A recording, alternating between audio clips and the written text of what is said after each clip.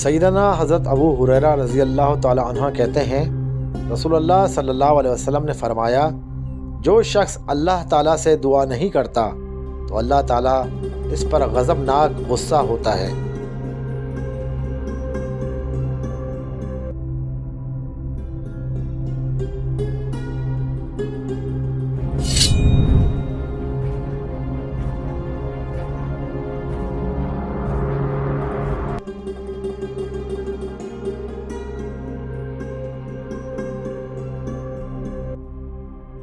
سیدنا ابو خراش رضی اللہ تعالیٰ عنہ کہتے ہیں رسول اللہ صلی اللہ علیہ وسلم نے فرمایا، جس نے اپنے بھائی سے 1 سال تک قطع تعلق رکھا تو یہ اس کے خون بہانے کی طرح ہے۔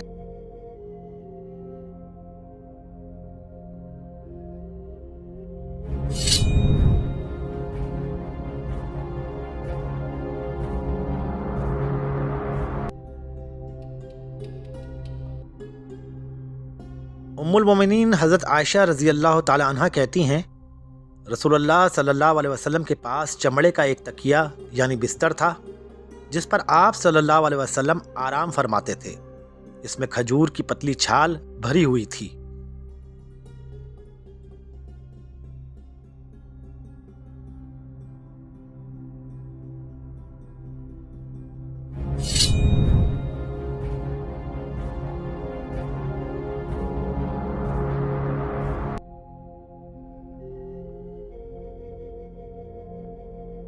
سیدنا بریدہ رضی اللہ تعالی عنہ سے روایت ہے رسول اللہ صلی اللہ علیہ وسلم نے جس دن فتح مکہ ہوا ایک وضو سے کئی نمازیں پڑھیں اور مسح کیا موضوع پر۔